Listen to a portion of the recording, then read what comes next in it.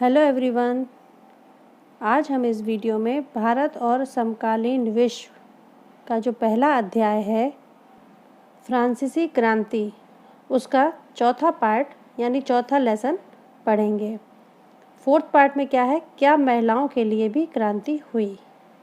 बच्चों, पिछले वीडियो में हमने देखा कि फ्रांस में महिलाएं शुरू से ही संघर्ष करती चली आ रही थीं, क्योंकि थ्री स्टेट्स की जो महिलाएं थीं बहुत सारी, वो रोज़ी रोटी के लिए या तो सिलाई बुनाई, कपड़ों की धुलाई या फल फूल या सब्जियां बेचना या अमीर के घरों में काम करती थीं। ये महिलाएं जो थीं वो फ्रांसीसी समाज में परिवर्तन लाने की गतिविधियों में सक्रिय रूप से शुरू से ही शामिल थीं। लेकिन जो कुलीन वर्गों की लड़कियां थीं या जो थर्ड स्टेट्स के जो रिच फैमिलीज़ थीं, उनकी जो बेटियां थीं वो कॉन्वेंटों में पढ़ती थीं, उनकी शादी भी हो जाती थी अच्छे घरों में, और अच्छे परिवारों में शादी करने के बाद उन्हें मोस्टली अपने घरों को ही संभालना पड़ता था या अपने परिवार का पालन पोषण करना पड़ता था। इससे इन सभी गतिविधियों से ये पता चलता है कि महिलाओं की स्थिति शुरू से ही अच्छी नहीं थी। इसलिए महिलाओं ने अपने हितों को हिमायत करने और उन पर चर्चा करने के लिए खुद के राजनीतिक क्लब शुरू कर दिए। उन्होंने अखबार निकाले। फ्रांस में विभिन्न नगरों में महिलाओं के लगभग 60 क्लब अस्तित्व में आए, यानी 60 क्लब अस्तित्व में आए, और इनमें से जो सबसे मशहूर क्लब था उसका नाम था the society of revolutionary and Republic women. ये इस सबसे मशहूर क्लब था जो सबसे ज़्यादा अस्तित्व में आया। इनकी एक प्रमुख मांग ये थी कि महिलाओं को पुरुष के समान राजनीतिक अधिकार प्राप्त हों।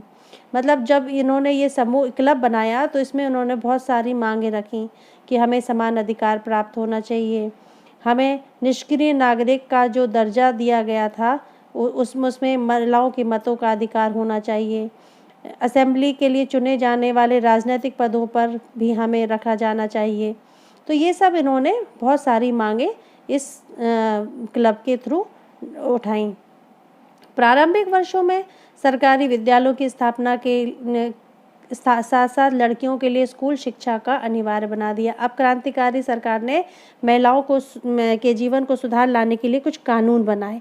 इस कानून में उन्होंने क्या रखा कि सरकारी विद्यालयों की स्थापना की और उसमें लड़कियों के लिए स्कूली शिक्षा अनिवार्य कर दी। उन्होंने उनके पिता की मर्जी के खिलाफ शादी के लिए बाध्य नहीं कर सकता है। शादी के स्वैच्छिक अनुबंध बनाए गए। तलाक को कानूनी रूप दे दिया गया और मर्द और औरतों दोनों को ही इसकी अर्जी देने का अधिकार दिया गया। महिलाएं व्यावसायिक प्रशिक्षण ले सकती थीं, कलाकार बन सकती थीं और छोटे मोटे व्यवसाय चला सकती थीं। लेकिन फिर क्या हुआ, राजनीतिक अधिकारों के लिए महिलाओं का संघर्ष अभी भी जारी था। आतंक राज के दौरान सरकार ने महिला क्लबों को बंद कर दिया और उनकी राजनीतिक गतिविधियों पर प्रतिबंध लगाना कानून ने शुरू कर दिया। कई महिलाओं को गिरफ्तार कर लिया गया, कुछ को फांसी दे दी गई।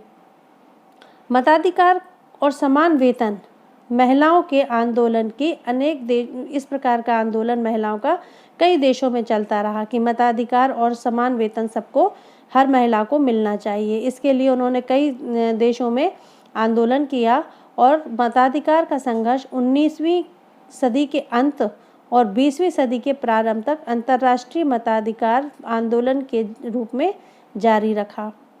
आखिरकार अंत में सन 1946 में फ्रांस की महिलाओं ने मताधिकार हासिल कर लिया। कहने का मतलब ये है कि जब फ्रांस में औरतों के लिए इतना अत्याचार होता रहा, उनके लिए कोई कानून नहीं बनाए गए, वो अपनी रोज़ी रोटी के लिए, अपनी कमाई, अपने परिवार की या रोज़मर्रा की ज़रूरत के लिए इतनी संघर्ष करती रहीं, तब भी उनको पुरुष के बराबर का दर्जा नहीं दिया गया। आखिरकार अपने आंदोलन को जारी रखते हुए संघर्ष किया और संघर्ष के दौरान कई चीज़ें उनके पक्ष में आईं, फिर उसके साथ विपक्ष में चली गईं, लेकिन उन्होंने अपना अधिकार और समान वेतन वाला आंदोलन जारी रखा और 19वीं सदी और 20वीं सदी के आरंभ तक, 19वीं सदी के अंत में और 20वीं सदी के प्रारंभ में उन्होंने ये आंदोलन जारी रखा और आखिरकार उन्हें 1946 में फ्रांस की महिलाओं ने मताधिकार हासिल कर लिया। अब प्रश्न ये उठता है कि फ्रांस की महिलाओं को मताधिकार हासिल कब हुआ? तो आपको आंसर यही लिखना है 1946। ये प्रश्न बहुत इम्पोर्टेंट है, इसलिए आप लोग इस पर ध्यान रखें। अब आगे बढ़ते हैं। इसमें एक दिया है क्रांतिकारी महिला का नाम दिया है ओलंप दे ग्रूज। 1778 से 1793 तक का इसका जीवन रहा है, जिसमें इसने बहुत संघर्ष किया। ये ओलंप दे ग्रूज क्रांतिकाली फ्रांस की राजनीतिक रूप में सक्रिय महिलाओं के सबसे महत्वपूर्ण भूमिका निभाई। इसने पुरुष एवं नागरिक अधिकार घोषणा पत्र का इसने विरोध किया और उसने महिला एवं नागरिक अधिकार घोषणा तैयार करवाया सन 1791 में। बहुत सारे इसने विरोध किए क्योंकि उसमें महिलाओं के मानव मात्र के मूलभूत अधिकारों से उन महिलाओं को वंचित रखा जा रहा था। इसलिए 1791 में उसने महिला और नागरिक अधिकार घोषणा पत्र तैयार किया और जिसे महारानी और नेशनल असेंबली के सदस्य के पास यह मांग करते हुए भेजा गया कि इस पर कार्यवाही की जाए। 1793 में ओलंप दे ग्रूज ने महिला क्लबों को जबरदस्ती बंद कर देने के लिए जैकोबिन सरकार की आलोचना की। जैकोबिन सरकार बड़ा कठिन कानून चलाता था। उन पर नेशनल कॉन्वेंट द्वारा देशद्रोह का मुकदमा चलाया गया और इसके तुरंत बाद उन्हें फांसी पर लटका दिया गया। तो ये क्रांतिकारी महिला ओलंप दे ग्रूज 1748 से 1793 तक का इसका कार्यकाल रहा है।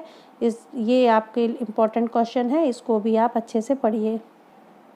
इस प्रकार से हमारा ये 4th लेसन क्या महिलाओं के लिए भी क्रांति हुई, इसमें ये पार्ट आज हम ये लेसन यहीं एंड करते हैं। अगले वीडियो में हम पढ़ेंगे दास प्रथा का उन्मूलन। अगर आपको ये वीडियो पसंद आती है तो प्लीज़ लाइक कीजिए, शेयर कीजिए और कमेंट्स कीजिए। Thank you very much.